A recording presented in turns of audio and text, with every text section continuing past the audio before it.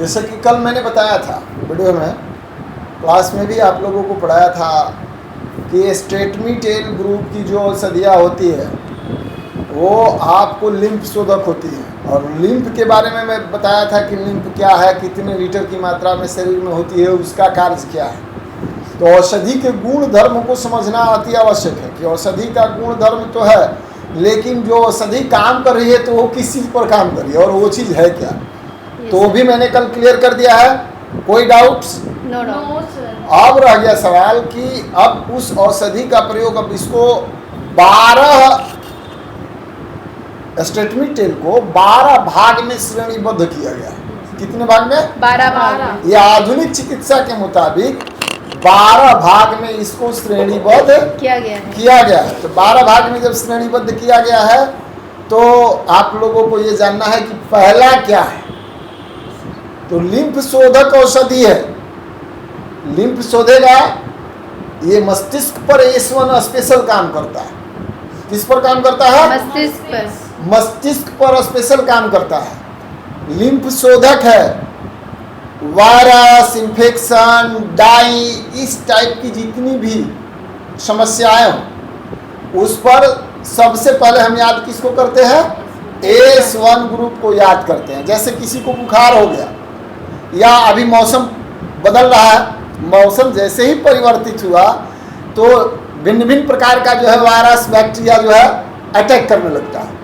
और जब वो अटैक करता है तो हमको क्या होने लगता है? सर्दी, खांसी, बुखार या शरीर सुस्त रहना, मिजाज थक जाना, विटामिन्स मिनरल्स की लगे कि कमजोरी टाइप का फील होना। तो उस पर हम किसको याद करेंगे सबसे पहले? S1 group.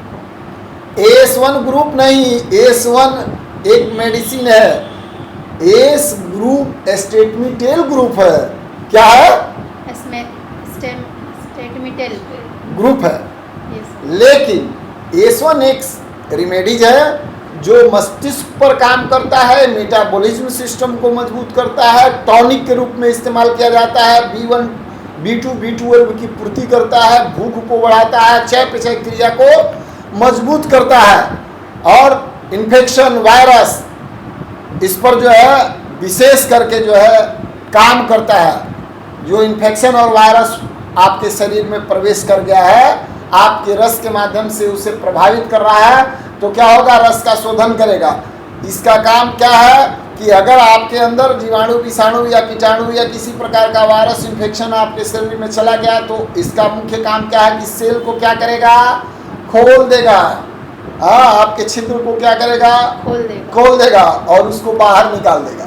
पेशाब के रास्ते से, लैट्रिन पैखाना के रास्ते से, आँख के कीची के माध्यम से, मुंह के माध्यम से, और आपको जो है चमड़ा से अगर निकालना होगा तो कहाँ से? जो आपके छिद्र हैं, जो चमड़े में जो सेल हैं, जो इससे भी पसीने के माध्यम से इसको खोल के बाहर निकाल देगा। यह चमड़ा पे भी काम करता है। रोग को क्या करेगा? यह औषधि अगर मान लीजिए कि वो भी एक इन्फेक्शन ही है, इचिंग वगैरह होने लगता है, फुंसी वगैरह होने लगता है, तो उसमें भी क्या करता है कि अगर चमड़े से संबंधित प्रॉब्लम है तो उसको जब मेडिसिन में दीजिएगा, S1 दीजिएगा, तो क्या करेगा? उसको हो सकता है बढ़ा दे और बढ़ा करके पूर्ण रूप से निकाल के बाहर करता है। S1 का मुख्य कार्य यही है जो मैंने आपको बताया, और स्पेशल मस्तिष्क संस्थान पर इसका प्रभाव बहुत ज़्यादा होता है। ठीक है? मस्तिष्क को क्या करता है? एक्टिव करता है, सक्रिय करता है और पॉजिटिव बात लाता है दिमाग में। नेगेटिव एक्टिविटी को क्या करता है? आउट, भागो बाहर, नहीं रहना है। तो मस्तिष्क संस्थान पर भी ये काम करता है। तो ये रहा इसका प्रयोग। अब मान लीजिए कि इस टाइप की अगर इसकी व्यवस्था है कि भाई मेटाबॉलिज्म पर काम करेगा, भूख को बढ़ाएगा, B1, B2, B12 पूर्ति भी कर देगा, वायरस इन्फेक्शन से बचाएगा, तो क्या हो गया? ये मल्टी टैलेंटेड मेडिसिन हो गया, मल्टी वर्क वाला मेडिसिन हो गया। हो गया या नहीं हो गया? हो गया या नहीं होगा? Yes sir, yes. तो ये सारी बातें जो है दिमाग पर एनी टाइम रखना है। ये सारी बातें क्या रखना है? दिमाग पर रखना है कि अगर किसी को बदलते मौसम में सर्दी खांसी बुखार हुआ तो सबसे पहले हम किसको याद करेंगे? S1 को। किसी भी व्यक्ति को जीवाणु कीटाणु जैसे छोटे छोटे कीटाणु, किसी को मच्छर काट दिया, हड्डा मार दिया, बिढ़नी काट दिया, मान लीजिए कि इस तरीके की अगर, या बिच्छू डंक कर दिया, तो उस कंडीशन में भी हम इसको इस्तेमाल कर सकते ये हैं। जहर को भी क्या करेगा? काट देगा। और जहर को बाहर निकाल के फेंक देता है, ठीक है, मैंने उसको डिस्ट्रॉय करेगा ये। तो ये कंसेप्ट दिमाग पे रखना है कि बहुत ही मल्टी टैलेंटेड मेडिसिन है। सलाई रिंच जानती हो आप लोग ना, अनेक प्रकार का उसमें 22-25 को छेद रहता है, सभी नंबर का नट खोलने का काम करता है, यही है S1। अब याद करते हैं हम लोग, चूंकि 12 तरीके की श्रेणियों में इसको बांटा गया है, 12 मेडिसिन है। अब इतना तो हमने बता दिया, अगर यह मेडिसिन किसी व्यक्ति को प्रयोग करने के बाद, जैसे मेटाबॉलिज्म सिस्टम को मजबूत कर रहा है, किसी व्यक्ति ने प्रयोग इस मेडिसिन का किया और हो सकता है कि उसको कब्ज की समस्या हो जाए। चूंकि हम लोग इलेक्ट्रो होम्योपैथिक की शुरुआत में क्या पढ़ा है? टेम्परामेंट। सक्सेस मेडिसिन प्रैक्टिशनर अगर बनना है तो सबसे पहले टेम्परामेंट को ध्यान में रखना है। तो प्राकृत के हिसाब से जब मेडिसिन काम करेगा तो किसी किसी को हो सकता है कि अगर पीत प्राकृत का रोगी है और उसको S1 हमने चलाया है तो उसको क्या काम नहीं कर, कॉन्स्टिपेशन की समस्या हो जाएगी। काम तो करेगा, यह अपना काम कभी रोकता नहीं है, इसका जो काम है वह काम करे। लेकिन इसका प्रतिविष क्या है? अगर कॉन्स्टिपेशन की समस्या हो गई तो हम S2 को याद करेंगे, चूंकि S2 पीत प्राकृत का है और वह स्पेशल मूत्र संस्थान पर काम करता है। किस पर काम करता है? संस्थान पर। तो S1 के बारे में आपको पढ़ा, S1 का काट अगर जिस जगह पर S1 कॉन्स्टिपेशन के रूप में काम करने लगे, कब्ज पैदा हो जाए मरीज को, तो S2 को याद करेंगे और वह समझ जाएंगे हम कि पीत प्राकृत का रोगी है, तो पीत प्राकृत के रोगी को हम क्या करेंगे? S1 के बदले S2 का प्रयोग कराएंगे। Statement number 2। अब पीत प्राकृत का रोगी जो होगा, उस रोगी को कब्ज की समस्या होती है, एसिडिटी ज़्यादा बनता है, सीने में दर्द होती है, मस्तिष्क में दर्द होता है, घुमरी चक्कर आता है, थकान होती है, पेशाब में जलन होता है, फास्फेट की मात्रा बढ़ जाती है, पेशाब रुक जाता है, धीरे धीरे करके ड्रॉपिंग बाय ड्रॉपिंग कभी कभार उसको, माने इस टाइप की समस्या होती है, यानी कि मूत्र संस्थान पर भी यह काम करता है औषधि। तो हम S1 के काट में S2 का प्रयोग करते हैं और साथ ही साथ मूत्र संस्थान की जो समस्या है, तो मूत्र संस्थान की समस्या पर किसको लेके आएंगे? S2 को। और मूत्र संस्थान की समस्या में क्या है? तो पेशाब रुक रुक के होना, ड्रॉपिंग बाय ड्रॉपिंग होना, जल्दी जल्दी लगना,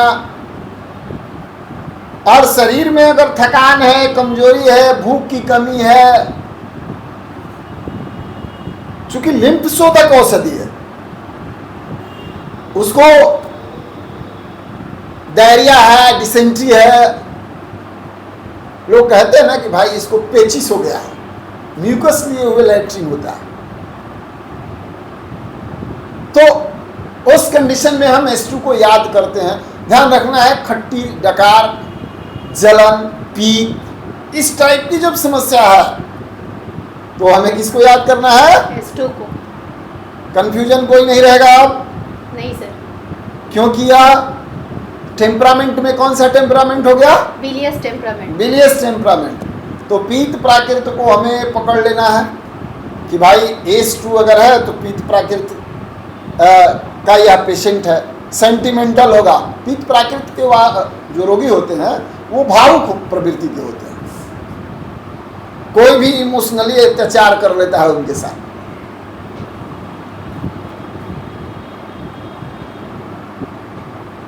रेप द कंसेप्ट उसको जो है इमोशनली ब्लैकमेल करता है और उस व्यक्ति को क्या करता है, इमोशन के साथ बस। तो आगे हम लोग को ये समझना है कि जब H2 का जब भी हम प्रयोग करेंगे तो ध्यान या विशेष करके रखना है कि या तो मूत्र से संबंधित किसी प्रकार की समस्या हो और नहीं तो पेशेंट क्या हो, पीत प्राकृत का हो। क्या हो, पीत प्राकृत का, और नहीं तो यूरिन मूत्र संबंधी, हाँ, मूत्र संस्थान से संबंधित कोई समस्या। ठीक है, यह H1 और H2 दोनों मेडिसिन एक्यूट डिजीज में काम करती है। और एक्यूट डिजीज में मैंने पहले बताया है कि एक्यूट डिजीज क्या होता है, जो तत्काल अभी बीमारियां हुई है, अभी नई नई ताजी ताजी अभी बीमारी शुरू हुई है, आज से 1 घंटा पहले से, 1 दिन पहले से, 2 दिन पहले से, 3 दिन पहले से अगर बीमारी है तो वो, और उस टाइप की बीमारी है जो कि मतलब अभी हुई है और अपना आक्रामक रूप दिखा रही है, एकदम बढ़ रहा है,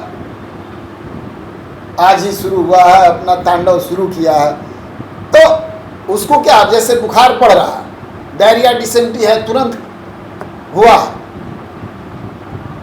एक्यूट डिजीज में ही आती है। अब एक्यूट में डायरिया डिसेंट्री और कॉलरा की जो बात आती है तो उसमें कॉलरा क्रोनिक कैसे हो जाता है इस पर बाद में बात करेंगे, ताकि वहां औषधि का प्रयोग का सिद्धांत बदल जाए। अब तो समझ में आ रहा। Yes sir. तो H1 का प्रयोग कहाँ करेंगे, H2 का प्रयोग कहाँ करेंगे, बिलियस टेम्परामेंट में। H1 का प्रयोग कहाँ करेंगे, लिम्फेटिक।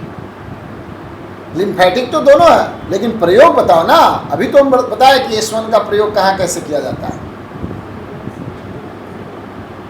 H1 का प्रयोग करेंगे एक्यूट डिजीज में, जिस व्यक्ति के साथ वायरस इन्फेक्शन, वीकनेस, भूख की कमी, सही तरीके से नींद नहीं आना, थकान महसूस होना, किसी प्रकार का विषाणु जीवाणु, इस टाइप की जो समस्या होती है, H1 हम देते हैं। मैंने पहला मेडिसिन के रूप में हम उसे ही प्रयोग करते हैं, H1 को, क्योंकि सभी प्रकार का वायरस इन्फेक्शन वगैरह, डाइन भूतिन मलेश, सबका वो दवाई है। अब बात समझ में आ गया। यस। तो उस कंडीशन में हम देते हैं जब लगे कि पेशेंट पतला है, भूख की कमी है, कोई वायरस आ गया, इन्फेक्शन हो गया, तत्काल में उसको कहीं बुखार वगैरह हो गया, मैंने कुछ भी सीजन बदलने से कोई भी बीमारी उत्पन्न हो गई हो, तो सबसे पहले हम उसको देते हैं ताकि जो वायरस इन्फेक्शन है उसका वो काट कर दे। समझ में आ गया। यस। मतलब वो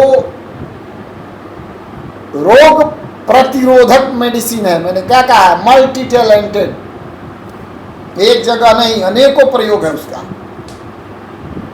शरीर में एनर्जी भी बूस्ट करेगा। ऐसे नहीं कि रोग हुआ है दिए तो अब क्या है, कलरा में पोलोवियन जाकर के विटामिन B1 B2 B12 डाल देते हैं। अगर कलरा में डालेंगे तो बहुत सारा हम देखें कि वो कलरा में भी ठूस के चढ़ाता है, तो पेशेंट का जाने न ले रहा है वो।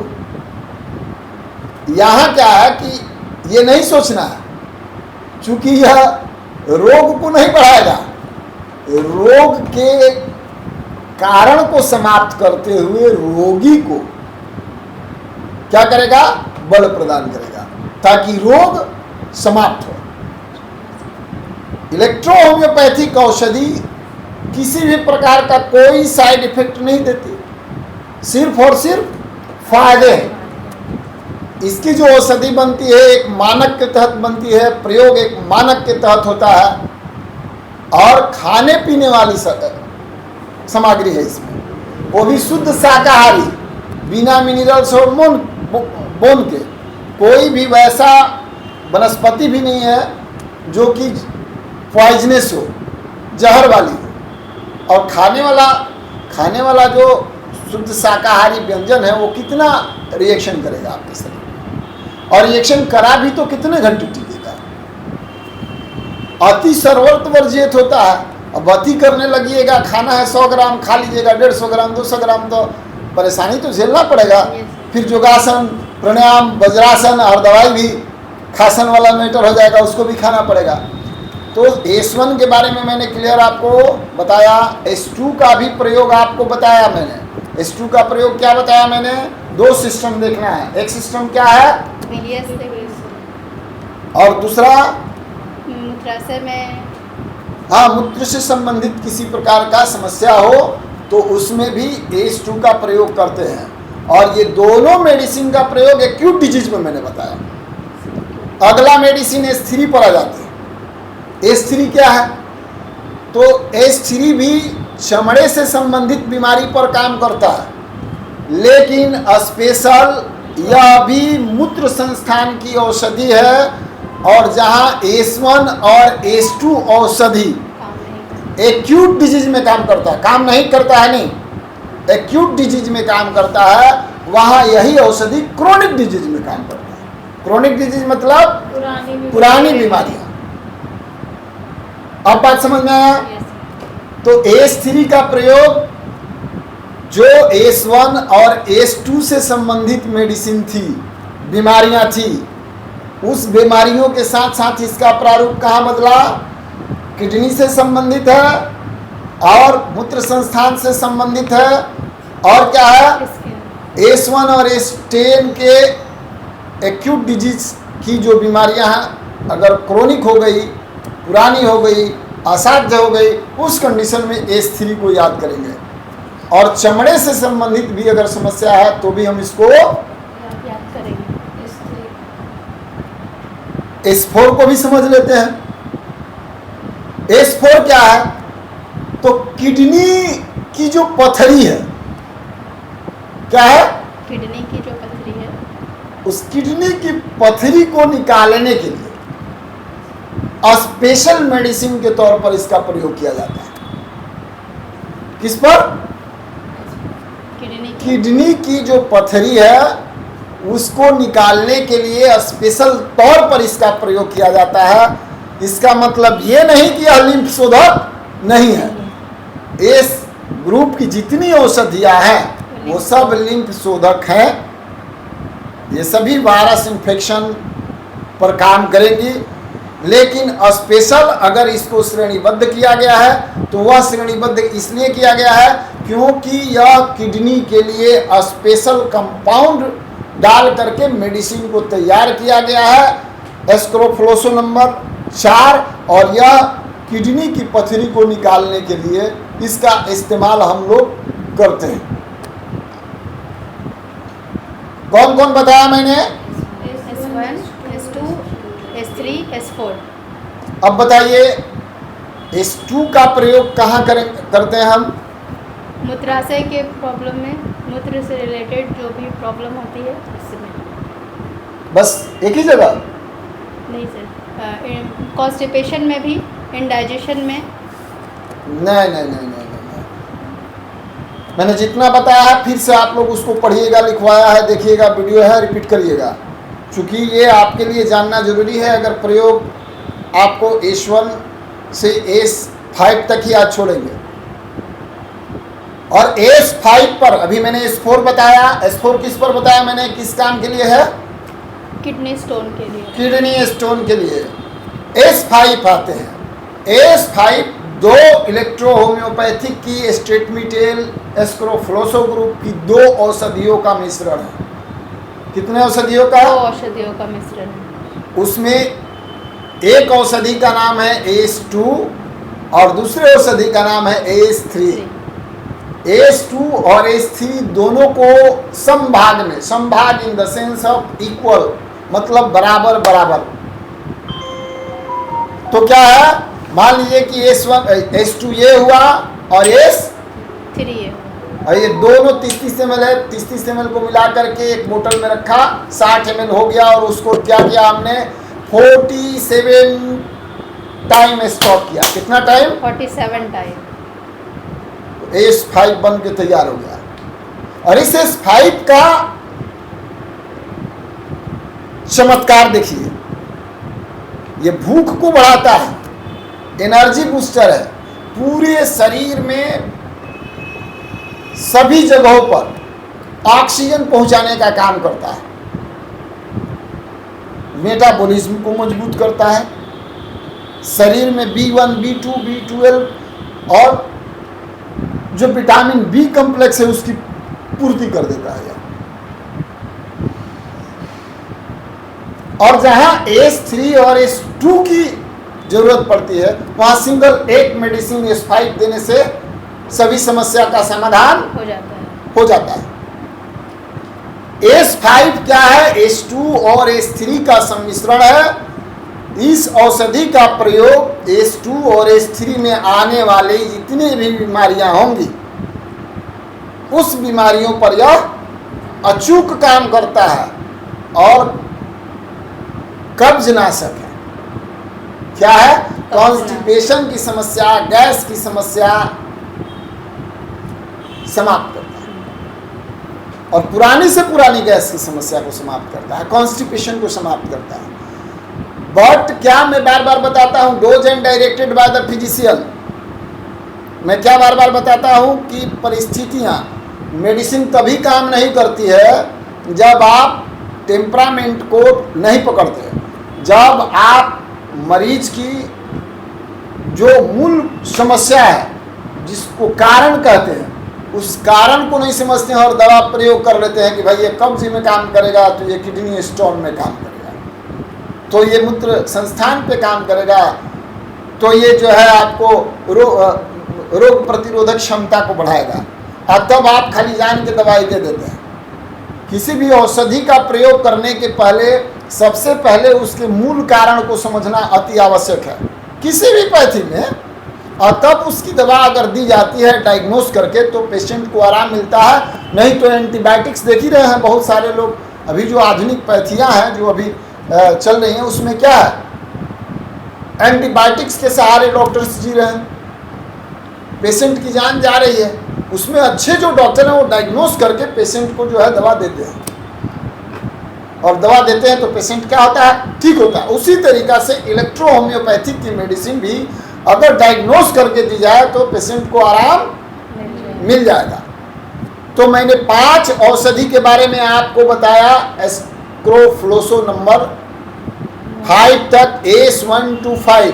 अगर आप लोग की इच्छा है तो मैं 6, 7, 8, 9, 10, 11, 12 भी बता सकता हूँ, लेकिन इतना बताने से कोई फायदा होने वाला है नहीं आप लोगों को। आज अगर मैंने आज बता दिया इतना तो फायदा इसलिए नहीं होगा क्योंकि दोबारा इस वीडियो को देखने का आज टाइम नहीं मिलेगा,